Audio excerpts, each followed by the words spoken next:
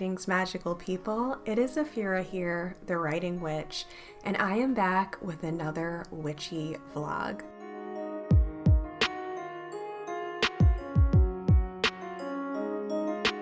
This is a day in the life video, a witch on Halloween.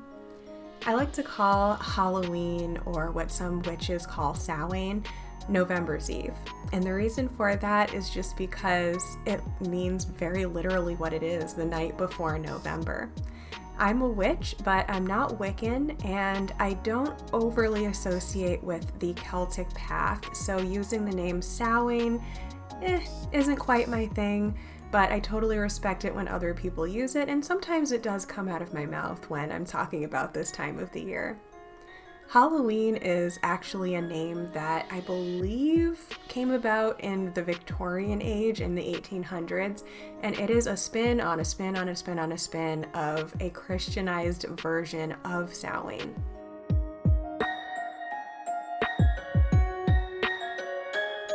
If you've never done research into the origins of Halloween, that is one of my very favorite things to do around this time of year, and I highly recommend it. Obviously, by the time you're seeing this episode, it's not really Halloween season anymore. We're starting to make that transition into winter. I kind of like to let the seasons naturally evolve. So I'm not one of those people that instantly takes down all of my fall decor the second that Halloween is over. Not only is it just clearly still fall where I live here in Western New York, but it also just feels a lot more natural and authentic for me to let the seasons blend with each other. Over the course of the next several weeks, I'm going to be slowly transitioning into winter decorations, so let me know in the comments if you would like to see that progress.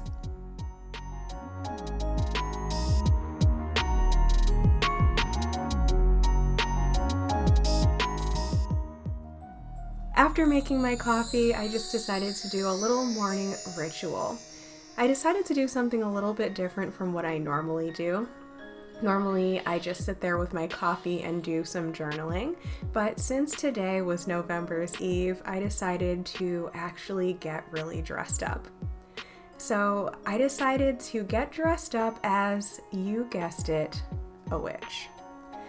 I'm gonna be honest, guys, when I was much younger, as in like teens and early 20s, I kind of wanted to get really into some type of costume each year and do something really creative and different every time. But now that I'm older and I'm a lot more clear on just who I am and what I'm into, not to mention a little bit lazy sometimes, I honestly just dress up as a witch every single year. I take it as an opportunity to just be a more dramatic, exaggerated version of the version of me that exists all year round. I chose to go for some brighter colors than what I would normally wear on a daily basis.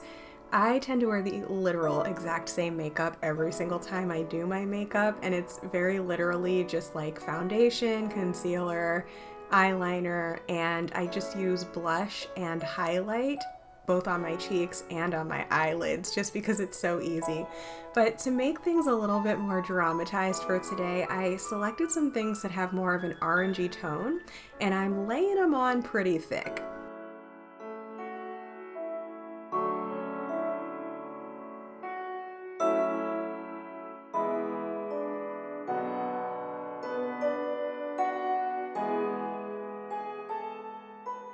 One thing that I absolutely love about the November's Eve season is just the drama and the way that we all kind of have permission to play things up and be a little bit performative. I feel like in recent times on the internet, the word performative has gotten a really bad rap, and I totally understand why, because the way we present ourselves on the internet does affect people, and it's important to make sure that we're coming from an authentic place if that's the intention of what we're creating. But I actually believe that dramatization and a little bit of performance is part of what makes life fun and magical. It's part of what keeps us feeling inspired as well as inspires other people. And I love that this is a time of the year when a lot of different people who maybe would never put on a costume or wear exciting makeup any other time of the year, or in my case, would never put on false eyelashes, would do something just a little bit over the top, or a lot over the top, this time of the year.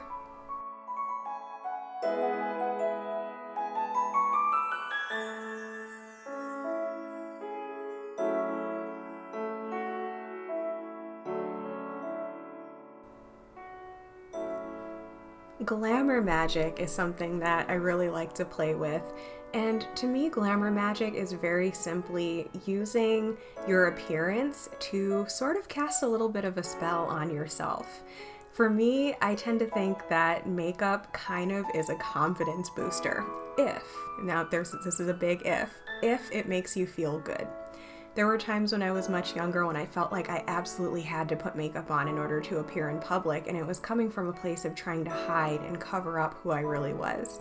But now, concealing my under eye bags aside, for the most part, I enjoy makeup because it's an art form and it feels fun to add a little bit of drama to my face, and it makes me feel just a little bit extra when I put on makeup. I decided to put on this cameo brooch, and I just noticed when I was grabbing it that it very much looks like this weird little coffin jewelry box that my sister made.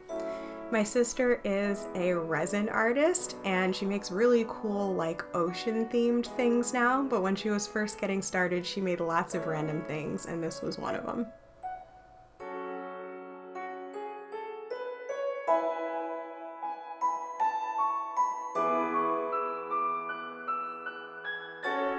So here is my November's Eve outfit of the day. This is a velvet dress that I got at the thrift store. The collar doesn't go with it. I actually recently picked up this collar just to add on. It just ties around the neck.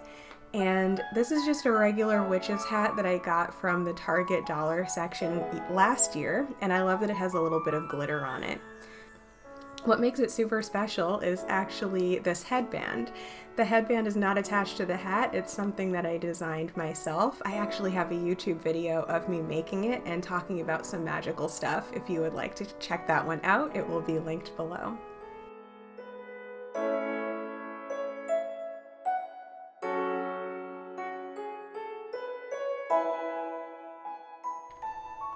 From witchy hat to autumn queen in just a second.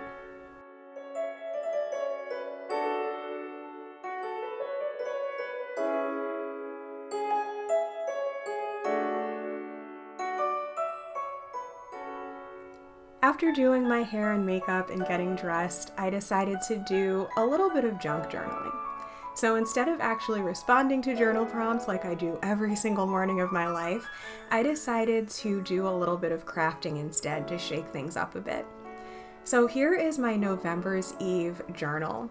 This contains all of my November's Eve journal prompts, but I also recently made some other little journal prompt sets for other projects that I've been working on.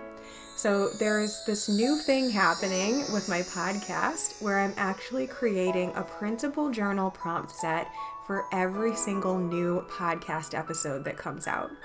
And as you may know, I sometimes have guests on my podcast who are talking about really awesome modalities that myself and my listeners might want to properly integrate or try out in our practice.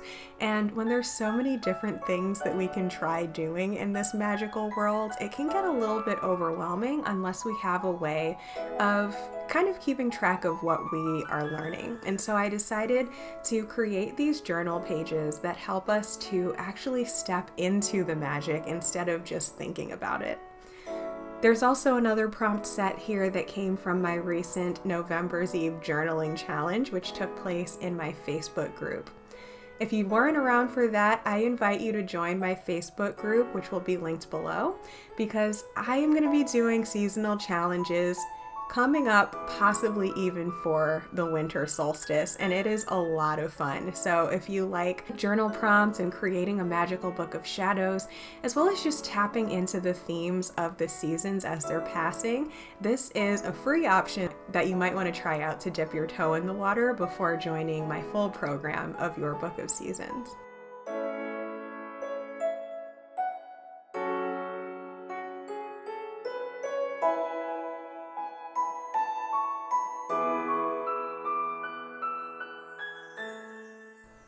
Let's move on to a little November's Eve tour of my altar.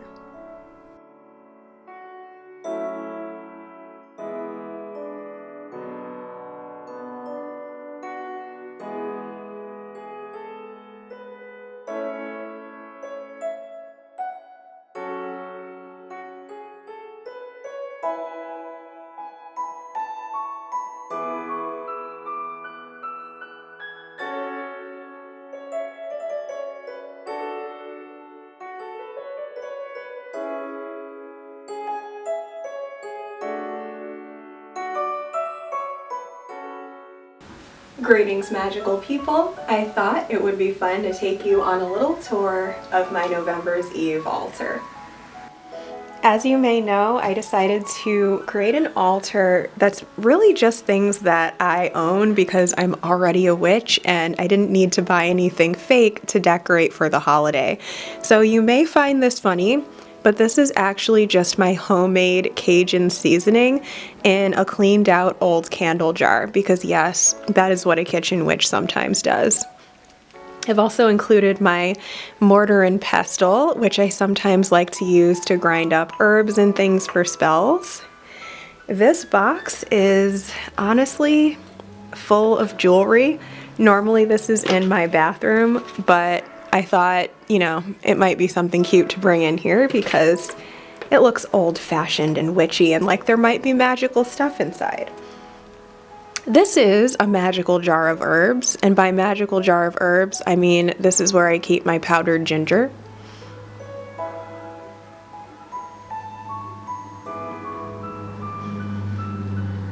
Now here's something interesting. I like to grow moss. And this is one that didn't make it. I thought it would be cool to kind of bring this into the November's Eve decorations because it is in fact a jar of something dead. I think after the season is over, I'm just gonna dump this out and start over, but it looks creepy, right?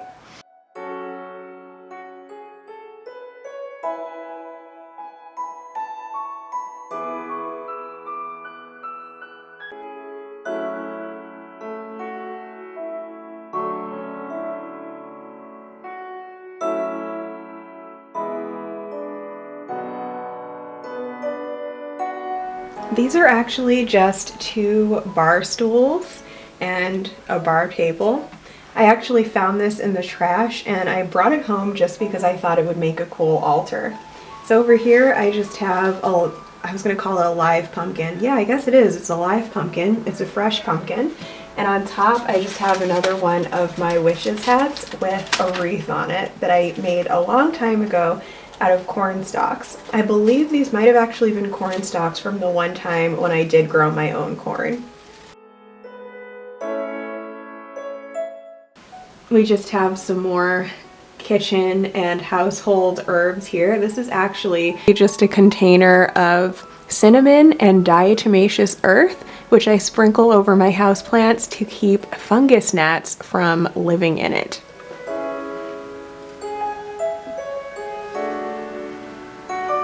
This jar contains just some anise seed stars.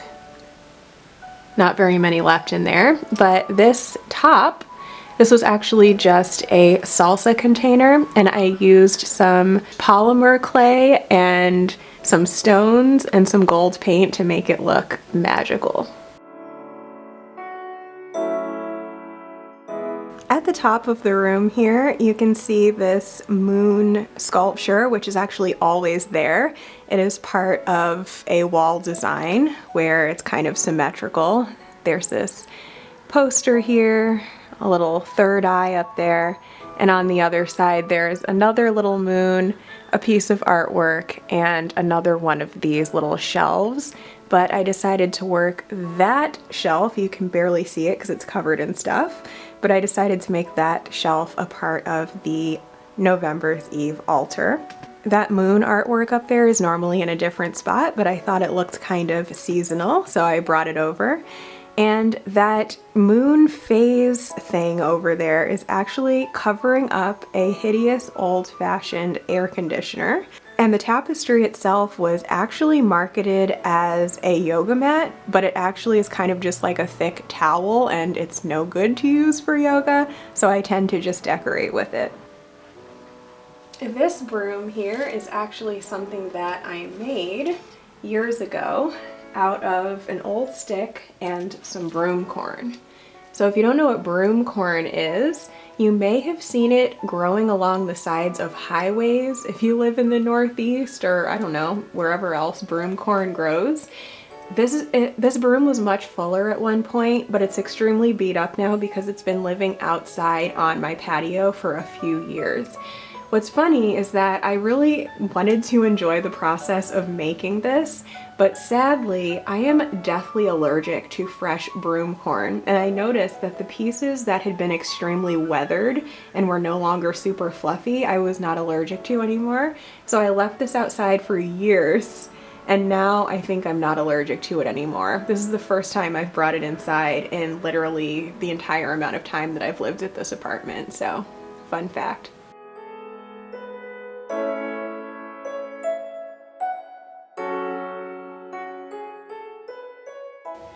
Back here is just a book tower that I've created out of books that are normally on my bookshelf, but I just went and found the ones that are, first of all, either, you know, orange or black, or I found ones that said the word witch on it in a prominent place, or had to do with vampires, or this one has a skull on it, and I thought it would be fun to just kind of make those the focal point for this altar. This candle holder, I believe, is from the 1800s, and oh my gosh, there's a spider right there. He came to help me decorate for the season. He's over there on the wall. He's really tiny. I don't think you can see him, but we have a friend. So this candle holder, I believe, is from the 1800s, and I got it at a thrift store such a long time ago now that I'm not honestly even sure when. I believe it was at some point during my preteen or teen years. And I think it's kind of a sacred object for me now because I have moved so many times, and during my parents' divorce, a lot of things got thrown out, you know, without people being warned of it. And so there's very few things that I own now that I owned as a child or even as a teenager. And so since this managed to survive through all of the life changes that I've had and has always kind of been a ritualistic object to me since even before I knew I was a witch, this is something that I tend to keep around on my altar today. In fact, when I first started my witchcraft journey, I tended to use this on my working altar, and this center candle represented myself, and then the one on the left represented the divine feminine, and the one on the right represented the divine masculine. This is some rainwater that I collected at some point. I used to do the traditional Wiccan thing of collecting rainwater from the snow on February's Eve and then using it throughout the year or using it 6 months later. But I kind of fell out of that habit, and now if there is ever just a significant moon or solar date and it happens to be raining and I'm running out of this sacred water, I just fill it back up again, and I sometimes use that in cleansing rituals.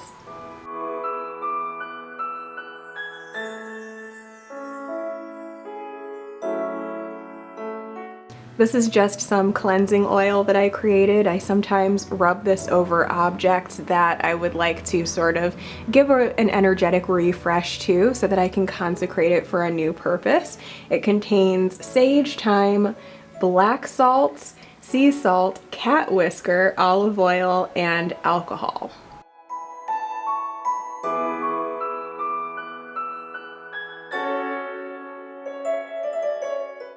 This is another extremely mysterious magical herb. It's just some cinnamon in there, you guys. I use this in real life.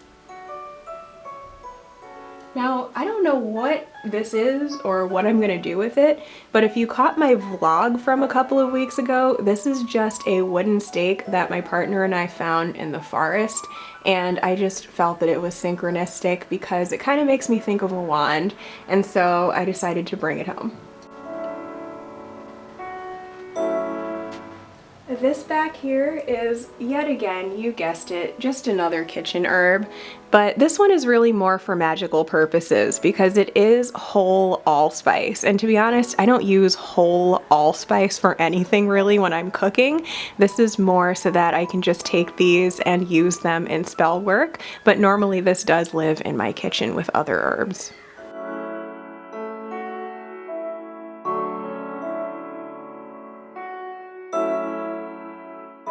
This is just a container of salt that I specifically only use in spell crafting.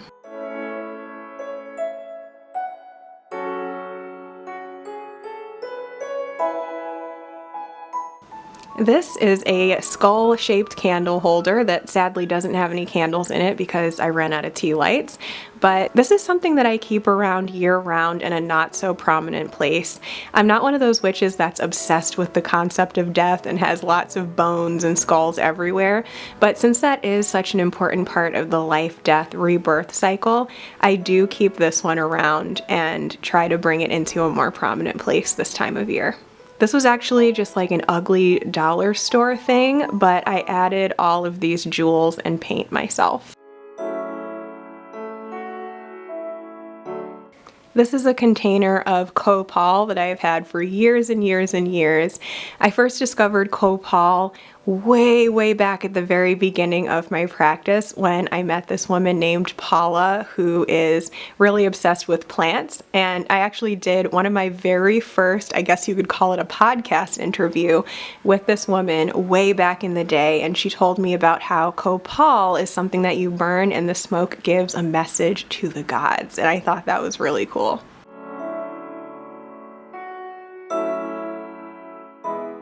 And this is some witch's black salt. I don't remember what I made this out of because I made it years ago and I very rarely use it, to be honest. I believe it is mostly salt and pepper with probably some ashes from some kind of ritual.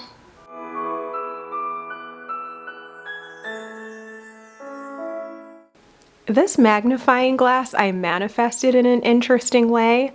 I think I had set the intention to get one of these because I saw one at an art festival and I thought it was really cool, but I didn't have any money on me. And literally the next week, a friend from college who I barely talked to asked for my address and said she wanted to send me some things, and this was one of the things she sent me. I like to keep this sometimes on an altar because it represents magnifying things. And in this case, for this time of the year, I tend to think that it represents the ability to look closely at our shadows so that we can better understand ourselves and become a more empowered and aligned version of ourselves.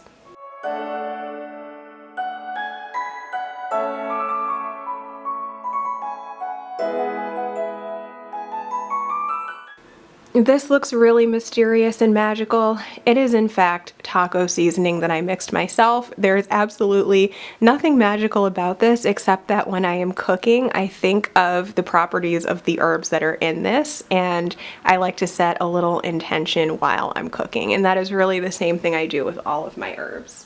Some of the most meaningful things on this altar are simply just these photos of my familiars. So this is Trinity. Trinity was about 18 years old last November when she passed away, and she was the last of the old family of cats that I've had ever since I was a kid. And since this is a time of the year to celebrate our loved ones who have passed on, and I am very lucky in that really those are just cats in my experience, I have included those here on this altar.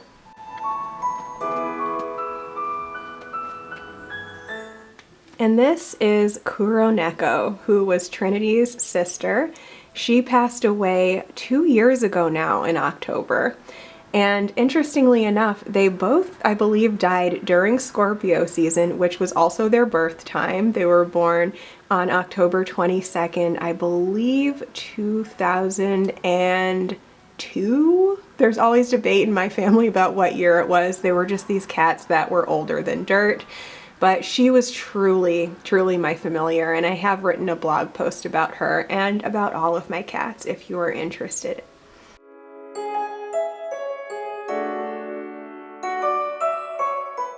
This back here is some money powder, and I believe I learned how to make this money powder from my mentor Kristen Jett years and years ago.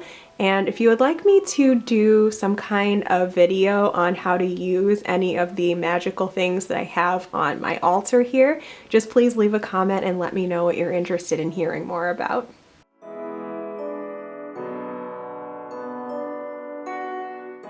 This book is something that's actually very new to my collection of things. Over the summer this year, I was given so many spiritual messages and signs that seemed to be related to the goddess Persephone. And it really hit me right around August Eve this past year when I really decided to kind of feel into that a little bit more. I'm not really a witch that typically works with personified deity, but when something is really speaking to me and it's unignorable, I do at least like to look into the symbolism of it to see if there is any significance. And since Persephone is this maiden goddess who's very innocent, and then she kind of gets kidnapped and brought into the underworld to understand the darker side of the human experience, it definitely has rang true for me since I have been going through a dark night of the soul for the past couple of years, and I feel that I'm just beginning to emerge out of it with a sense of empowerment. So I actually found this on YouTube when I was researching about Persephone, and I decided to order a copy because the illustrations are just so beautiful. And you may barely even be able to see it hidden back here, but I did put a significant symbol on the altar that I think is very important for this time of year, and that is the hourglass. I think that the representation of time passing is something that is very, very significant and noticeable this time of year, because not only are we thinking about the concept of mortality and the changing of seasons and all of that, but we can also just think of this as a time of year when it's important to pause and notice where we are and kind of understand where we're at in our cycle or in our journey, and to appreciate that and to realize that that is a sort of bittersweet realization. Nothing lasts forever in this life, and that, I believe, is one of the most important themes of the season. Everything else on this altar is pretty much just for show. These books that are open are just some really weird old occult books that have some like creepy illustrations in them that I thought would represent this time of year. Obviously there's a few, fake leaves and stuff to bring that color in, and just some little pumpkins and things. I also like to bring little objects from nature inside. So a lot of the little bits and bobs that you see here, they don't necessarily have any particular spiritual meaning for me. Like, these are not exactly talismans for me, but they're things that I find outside on walks as the seasons are changing. And I do find it significant to sort of bring them into my practice and just honor nature. Since I do live in a very busy suburban environment where there's not a lot of super naturey areas within walking distance of my home, I do like to go out into nature and bring these things into my home in order to just stay grounded and connected to the earth.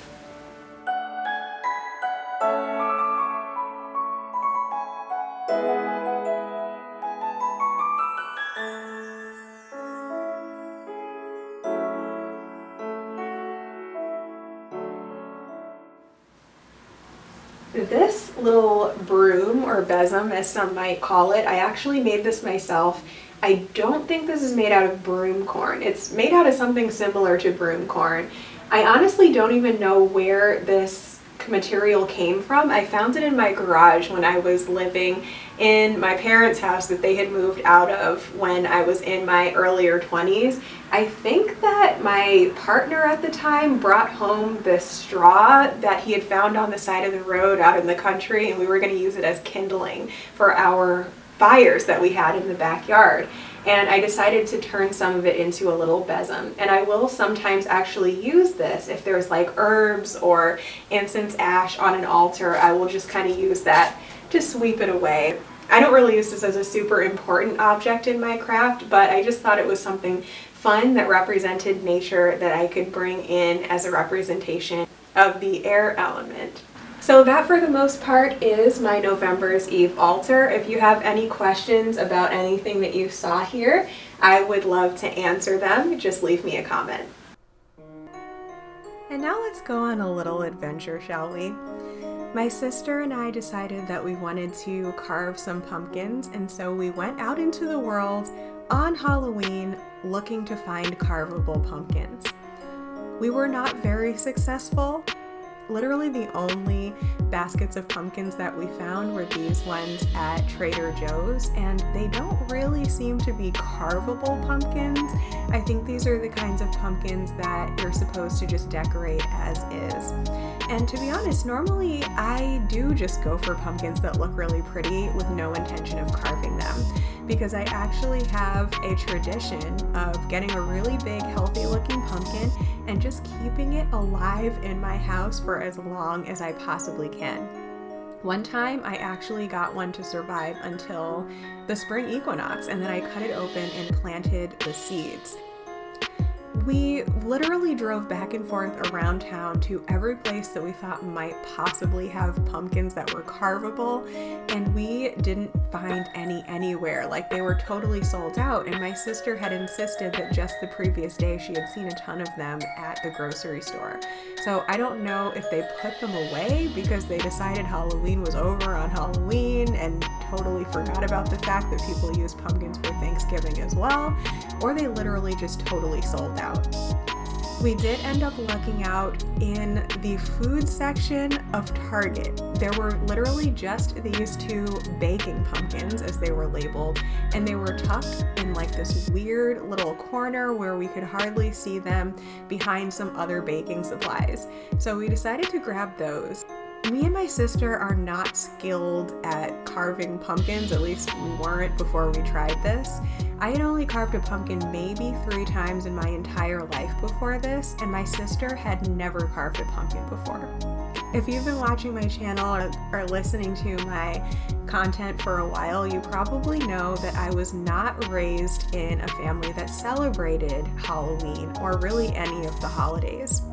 I was raised in a very religious group, and we did not partake in any of the normal holidays that people are used to. Part of the reason I'm so obsessed with seasons now is because I was kind of deprived of them when I was younger. So now I want to learn everything about the origins and the traditions and form my own traditions that I can combine with things that have been done in the past, as well as things that simply resonate with me. And that's what I encourage everyone to do, whether you're a witch or not.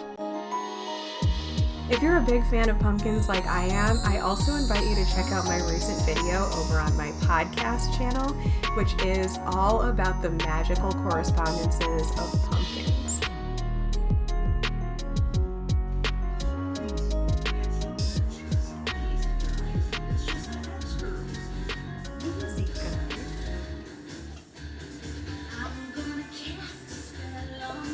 How are they based off of the crap? Yeah, just basically. So just 3 girls that are kind of witches. Yeah, pretty much.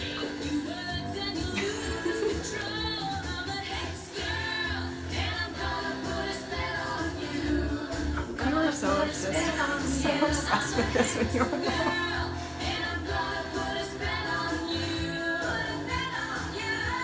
I don't know if these are adequate pumpkin carving tools. They're not.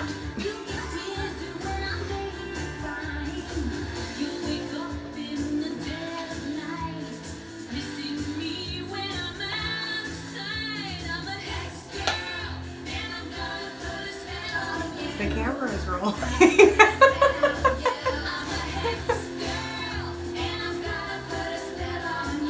case you were wondering.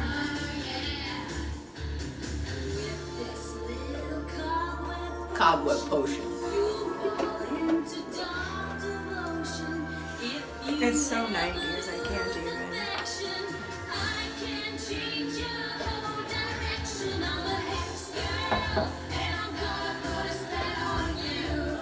Gonna put a spell on you. I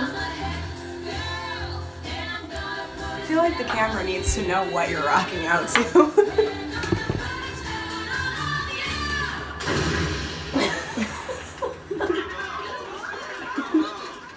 My camera never knows what I'm rocking out to. What are you doing here?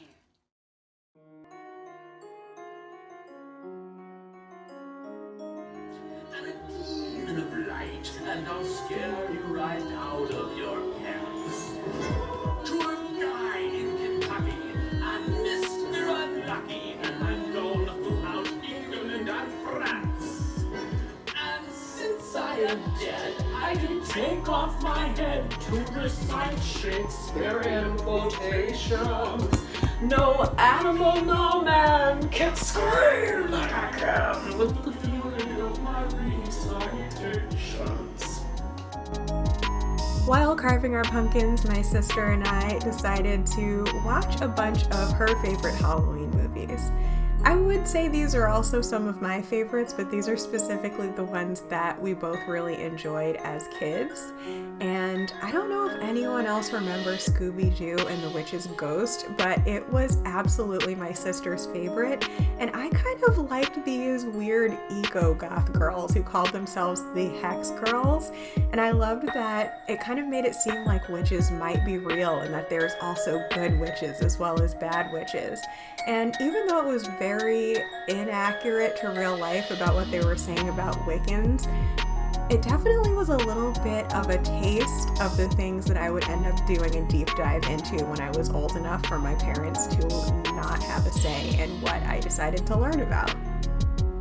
I've got to say, for two people who had very little pumpkin carving experience and only had the tiniest, most awkward little weird pumpkins, I think we did a pretty darn good job. What do you guys think? Have you been carving pumpkins your whole life, or are you kind of a noob like me? So of course my sister decided to do Jack the Pumpkin King, and I decided to do something a little bit more witchy and go with a moon and a pentacle. I hope you enjoyed this, my second vlog ever.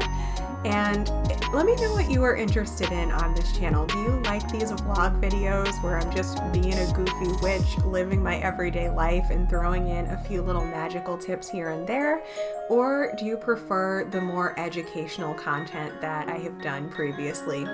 Or is there something else that you would like to see me do on my channel? I am a human design projector, so I thrive on invitations to be creative and share my inspiration. So please don't be shy and let me know what you want to see.